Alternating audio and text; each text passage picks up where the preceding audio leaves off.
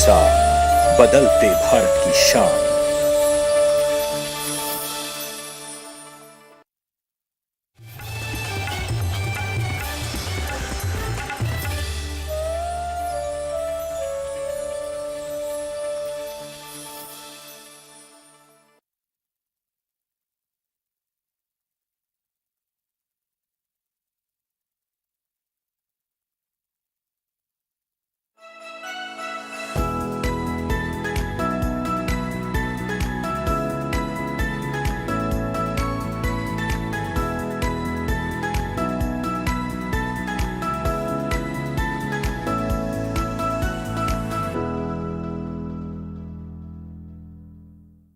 नमस्कार, आप देख रहे हैं दूरदर्शन किसान कार्यक्रम कृषि दर्शन में आप सभी का स्वागत है। मैं हूं ज्योत्सना टंडन। कृषि दर्शन कार्यक्रम में हम कृषि जगत और पशुपालन से जुड़ी तमाम जानकारियां लेकर आते हैं, जिससे कि क्षेत्र कोई भी हो, आपको किसी भी तरह की समस्या का सामना ना करना पड़े। अपने आज के इस कार्यक्रम में हम पशुपालन से संबंधित तमाम जानकारियां आपके लिए लेकर आए हैं। कार्यक्रम में हम आपको दिखाते हैं अपने 3 सेगमेंट, विज्ञान और किसान, कृषि स्टार्टअप और फार्मिंग इंडिया। तो अपने आज के तीनों ही सेगमेंट्स में पशुपालन से संबंधित जानकारियां आपको देंगे, जिससे कि अगर आप पशुपालन कर रहे हैं या करना चाहते हैं तो उसे आप ठीक प्रकार से कर पाएं। तो आइए अपने आज के कृषि दर्शन कार्यक्रम की शुरुआत करते हैं। आइए कार्यक्रम की शुरुआत करते हैं हमारे पहले सेगमेंट विज्ञान और किसान से।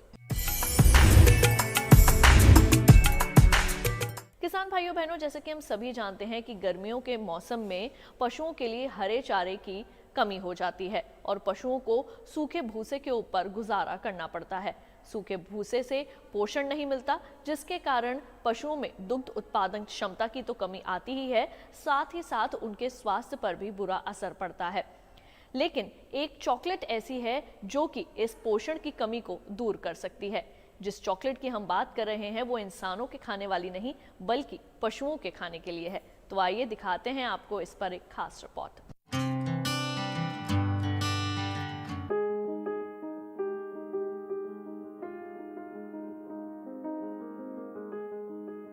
गर्मी के मौसम में हरा चारा ना मिल पाने की वजह से पशुओं में प्रोटीन और खनिज लवण की कमी हो जाती है। इससे न सिर्फ दुग्ध उत्पादन घटता है, बल्कि मादा गर्मी में भी नहीं आ पाती और कई बार वो बांझपन की शिकार हो जाती है। सूखा भूसा असंतुलित आहार है। इसमें ना प्रोटीन है ना खनिज, बल्कि ये आसानी से पचता भी नहीं है। यही वजह है कि गर्मी के मौसम में पशु कमजोर हो जाता है और दूध भी कम देने लगता है। गुड़ और यूरिया से बनी चॉकलेट में प्रोटीन और मिनरल होते हैं। इसे खिलाने से पशु की पाचन शक्ति बेहतर होती है और भूसे की उपयोगिता भी बढ़ जाती है। पशु चॉकलेट को यूरिया मिनरल मोलासेस ब्लॉक भी कहा जाता है। इसे तैयार करने की 2 विधियां हैं, हॉट विधि और कोल्ड विधि। हॉट विधि का उपयोग सबसे पहले ऑस्ट्रेलिया में हुआ था। इसमें 55% गुड़ को 45 से 50 डिग्री सेल्सियस तापमान पर गर्म करके 7.5% यूरिया का घोल मिला देते हैं। इसके बाद इसमें 10% कैल्शियम ऑक्साइड, 22.5% चोकर और 5% नमक मिला देते हैं। ठंडी होने पर ये ठोस हो जाती है। गर्म विधि में चॉकलेट जल्दी तैयार हो जाती है और इसे ज्यादा दिनों तक संग्रह करके रखा जा सकता है। कोल्ड विधि में 50% गुड़, 10% यूरिया, 5% नमक, 10% कैल्शियम ऑक्साइड और 25% चॉकर को मिलाकर एक सांचे में रखकर दबाते हैं। 15 घंटे बाद सांचे से निकालकर इसे 2 दिनों तक धूप में सुखाते हैं। पशु को सिर्फ चॉकलेट खिलाकर ही काम नहीं चलेगा। इसके साथ कम से कम 4-5 किलो भूसा जरूर देना होगा। ऐसा नहीं करेंगे तो यूरिया जहरीला हो जाएगा। इस चॉकलेट को सिर्फ जुगाली करने वाले पशुओं को ही खिलाना है। बिना जुगाली करने वाले पशुओं को इससे नुकसान हो सकता है। आमतौर पर एक औसत गाय 1 मिनट में 100 ग्राम चॉकलेट चाट सकती है। ऐसा तब है जब चॉकलेट ना ज्यादा कड़ी और ना ज्यादा नर्म हो। ये भूसे को पचाने में मदद करती है और उसकी खुराक में 25 से 30% की वृद्धि कर देती है। चॉकलेट चाटने से पशुओं के मुंह में अधिक मात्रा में बनी लार बफर का काम करती है और पशु को गैस की समस्या नहीं होने देती। इसके अलावा इससे दूध उत्पादन में 14% और वसा में 11% की वृद्धि हो जाती है। साथ ही मादा जल्द गर्मी में आती है और पहली बार गाभिन होने की उम्र भी घट जाती है।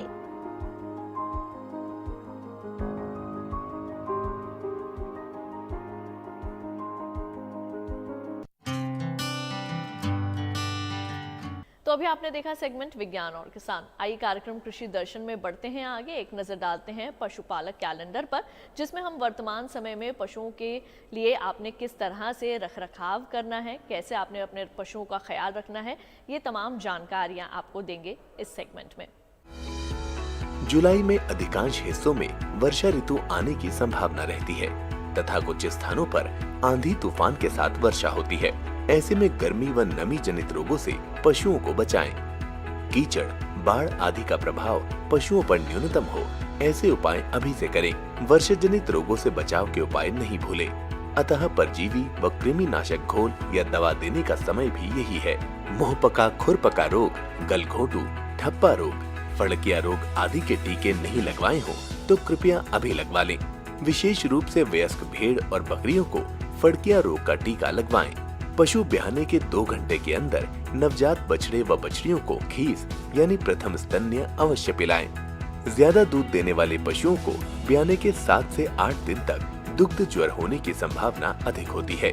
इस रोग से पशु को बचाने के लिए गाभीन अवस्था में उचित मात्रा में सूर्य की रोशनी मिलनी चाहिए। तो अभी आपने देखा पशुपालक कैलेंडर। इसके साथ ही कार्यक्रम कृषि दर्शन में वक्त हो चला है एक छोटे से ब्रेक का। जल्द लौटेंगे वापस अपने अगले सेगमेंट कृषि स्टार्टअप के साथ। आप देखते रहिए दूरदर्शन किसान।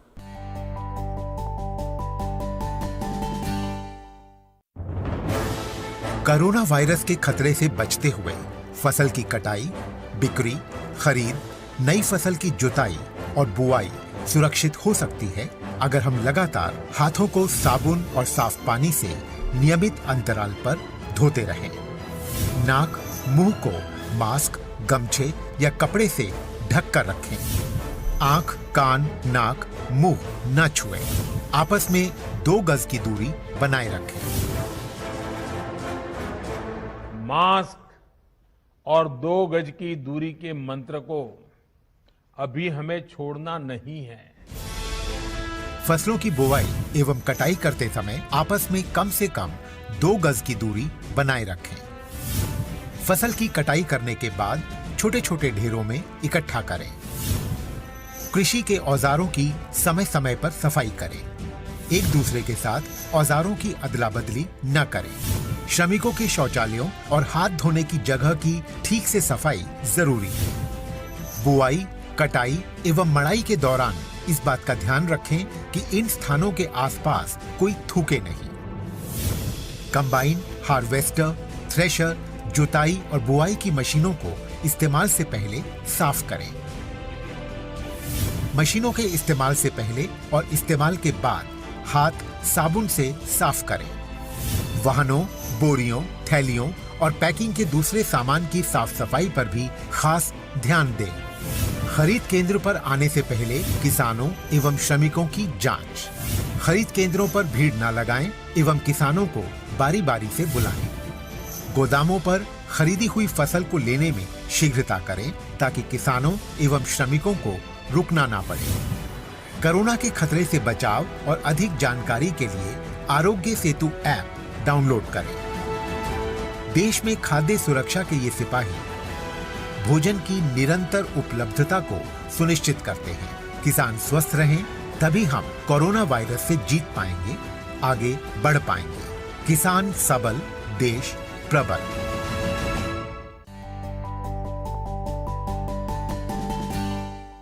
ब्रेक के बाद एक बार फिर आप सभी का स्वागत है कार्यक्रम कृषि दर्शन में। आइए कार्यक्रम में बढ़ते हैं आगे और अब देखते हैं सेगमेंट कृषि स्टार्टअप।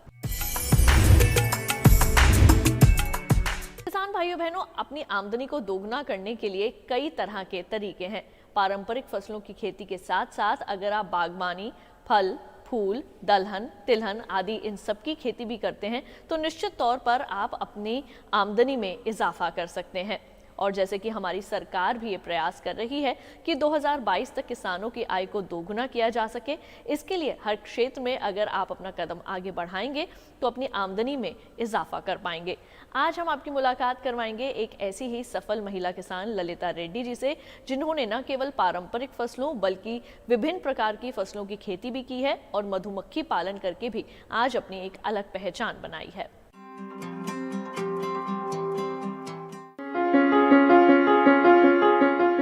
ललिता रेड्डी पश्चिम गोदावरी आंध्र प्रदेश की रहने वाली एक महिला किसान है। इनके पास 15 एकड़ जमीन है जिस पर ये धान, मक्का और दलहनी फसलों की खेती करती हैं। परंपरागत कृषि के अलावा ललिता रेड्डी मुर्गी पालन, मत्स्य पालन और डेयरी फार्मिंग भी करती हैं। ये काजू की खेती और आम की बागवानी भी करती हैं। ललिता रेड्डी को शुरुआत से मधुमक्खी पालन में भी रुचि थी, जिसकी अधिक जानकारी के लिए उन्होंने वर्ष 2016 के दौरान कृषि विज्ञान केंद्र वेंकटरमन गुडेन द्वारा आयोजित मधुमक्खी पालन कार्यशाला में प्रशिक्षण लिया। इनका मानना है कि परंपरागत कृषि के अलावा मधुमक्खी पालन से अच्छी आय हासिल की जा सकती है। अनुकूल परिस्थितियों में ये आय पैदा करने वाला व्यवसाय है, लेकिन शहद प्रसंस्करण इकाई पर ज्ञान की कमी के कारण बाजार में इसकी बिक्री और विपणन अभी भी कोई चुनौती से कम नहीं। इन सभी बातों को ध्यान में रखते हुए ललिता रेड्डी ने कृषि विज्ञान केंद्र वेंकटरमन गुडेन के माध्यम से वर्ष 2015-2016 में राष्ट्रीय कृषि विकास योजना की वित्तीय सहायता के साथ मधुमक्खी पालन पर व्यावसायिक प्रशिक्षण लिया, ताकि वो मधुमक्खी पालन से संबंधित सभी जानकारियों से अवगत हो सके। इसके फलस्वरूप शहद से जुड़ी उत्पादों के विषय में जानकारियां मिली। व्यावसायिक प्रशिक्षण लेने के बाद ललिता रेड्डी ने मधुमक्खी पालन को व्यवसाय के रूप में चुना। शुरुआत में इन्होंने कृषि विज्ञान केंद्र की मदद से अपने ही खेत में मधुमक्खी के छत्तों की 8 इकाइयां लगाई। तेजी से विकास और जल्द सफलता ने इन्हें क्षेत्र में आगे बढ़ने के लिए प्रोत्साहित किया। फिलहाल इनके पास 16 मधुमक्खी के बक्से हैं, जिससे प्रति माह लगभग 30 किलोग्राम शहद की प्राप्ति होती है। ललिता रेड्डी बाजार में 300 रुपए किलो की दर से शहद बेचती हैं। इनकी मासिक आय 10,500 रुपए है। 16 मधुमक्खी के बक्सों से ये सालाना 1,18,400 रुपए कमा लेती हैं। इन्हीं कारणों से गोदावरी जिले में मधुमक्खी पालन पर एफपीओ में ये अग्रणी महिला किसान हैं। वर्ष 2018 में जैव प्रौद्योगिकी विभाग, विज्ञान मंत्रालय और प्रौद्योगिकी, भारत सरकार और अंतर्राष्ट्रीय चावल रिसर्च इंस्टीट्यूट फिलीपींस द्वारा आयोजित धान उत्पादन के प्रशिक्षण कार्यक्रम में पूरे भारत से 43 प्रतिभागियों ने भाग लिया था, जिनमें से केवल 8 महिला किसानों का चयन हुआ था। उनमें से एक ललिता रेड्डी भी थी। प्रशिक्षणों के जरिए इन्होंने धान उत्पादन के कई गुण समझे और अपनी खेती में इस्तेमाल भी किए हैं। परंपरागत खेती के अलावा कृषि में कुछ अलग कर पाना किसी चुनौती से कम नहीं है। ऐसे में नई नई फसलों की जानकारी का होना और उससे संबंधित प्रशिक्षण लेकर सफल खेती करना किसी भी प्रगतिशील किसान के लिए सफल होना कहलाता है।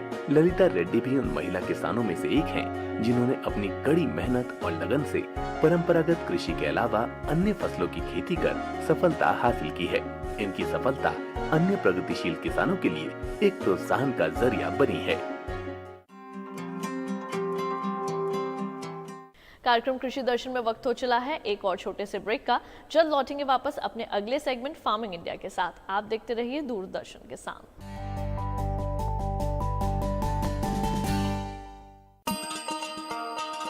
किसान भाइयों गांठ बांध लो, गांठ बांध लो, बात बहुत है काम की, समृद्धि के पैगाम की।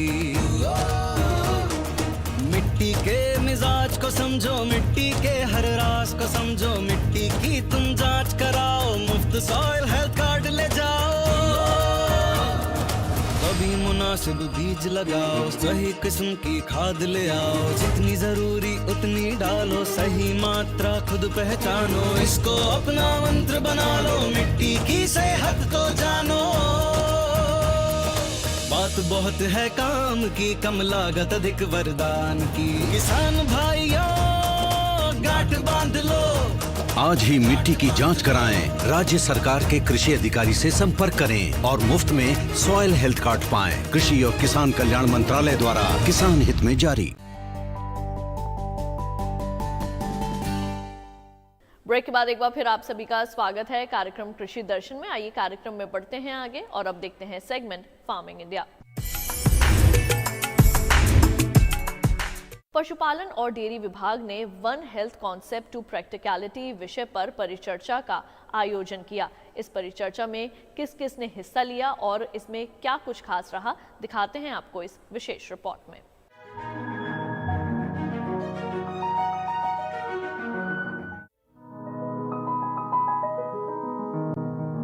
पशु स्वास्थ्य मानव स्वास्थ्य और पर्यावरण का अटूट संबंध है। यही वजह है कि पशु स्वास्थ्य के असरदार प्रबंधन ने लोगों के बीच बीमारी के फैलाव को रोकने में महत्वपूर्ण भूमिका निभाई है। इस तरह काफी पैसों की बचत हो जाती है, जिसका उपयोग मनुष्यों में संक्रमण की रोकथाम और उससे मुकाबला करने दृष्टिकोण पर काम करता है। वन हेल्थ भी इसी दृष्टिकोण पर काम करता है।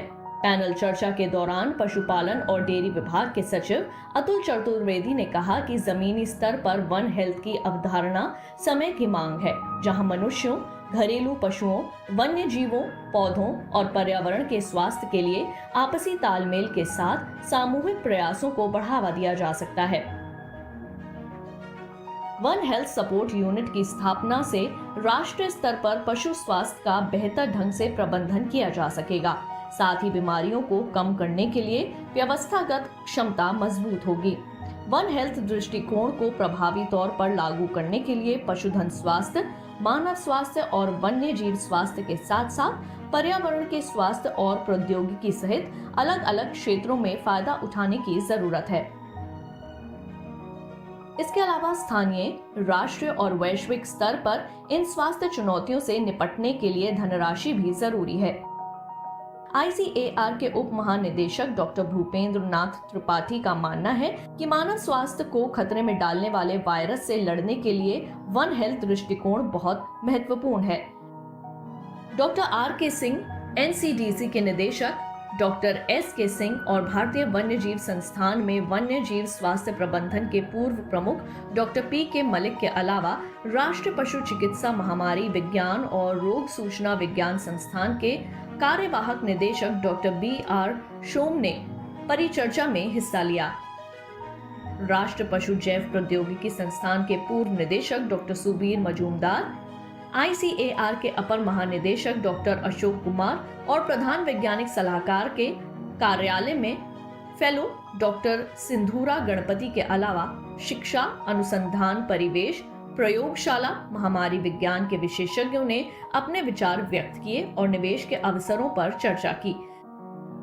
साथ ही इसके साथ देश में वन हेल्थ पहल के कुशल और प्रभावी कार्यान्वयन की दिशा में आगे बढ़ने पर भी बात हुई। हमारी वर्तमान सरकार न केवल कृषि के क्षेत्र को बल्कि पशुपालन के क्षेत्र को भी लगातार आगे बढ़ा रही है। पशुपालकों को प्रोत्साहित कर रही है, जिससे खेती के साथ साथ अगर वो पशुपालन को भी अपनाते हैं तो निश्चित तौर पर अपनी आमदनी को बढ़ा सकते हैं। जिस तरह से कृषि के क्षेत्र के लिए योजनाएं लागू की जाती हैं, ठीक उसी प्रकार से पशुपालन के क्षेत्र के लिए भी कई तरह की योजनाएं सामने आई हैं। आइए दिखाते हैं आपको एक खास रिपोर्ट।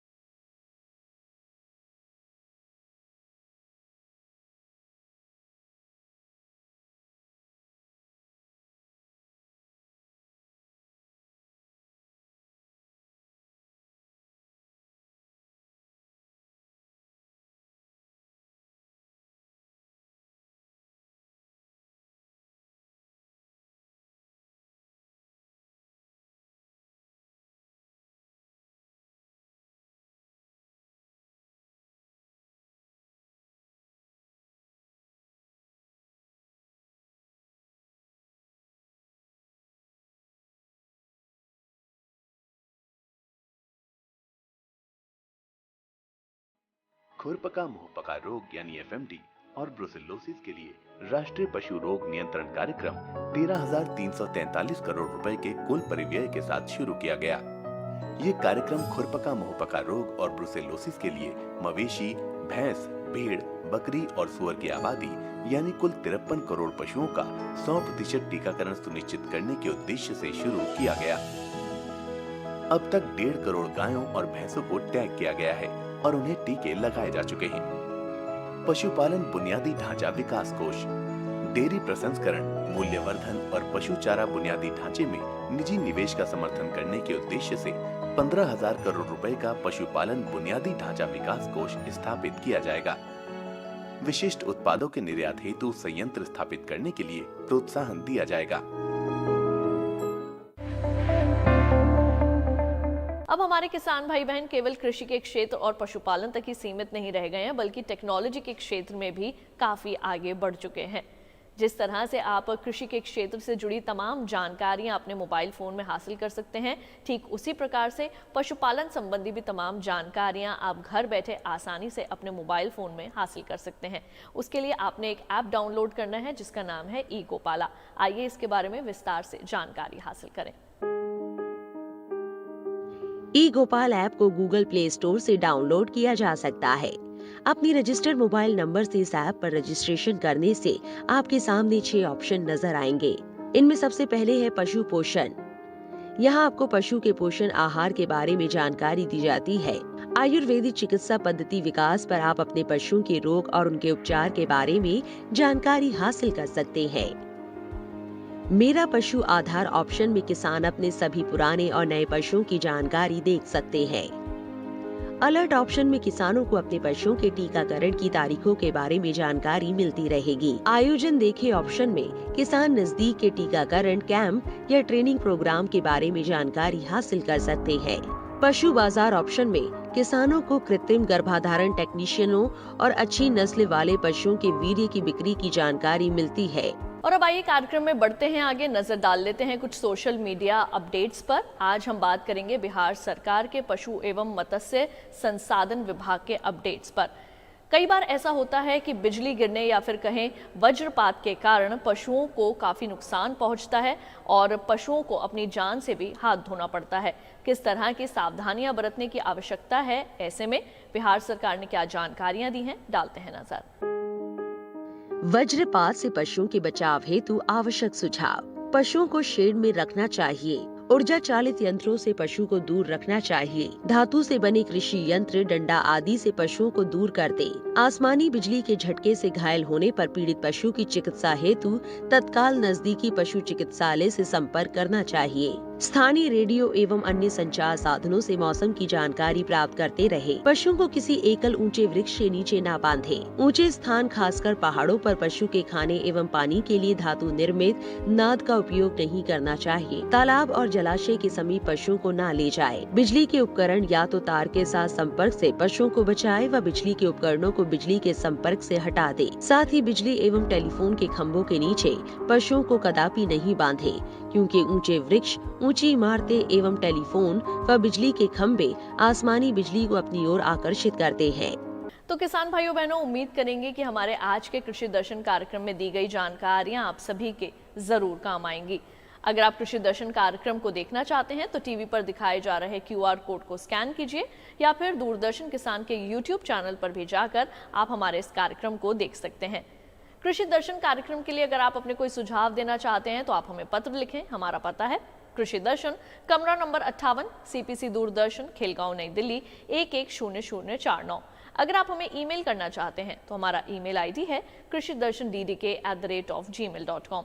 तो आज के लिए केवल इतना ही। मुझे दीजिए इजाजत। आप देखते रहिए दूरदर्शन किसान। अपना रखिए ख्याल। नमस्कार।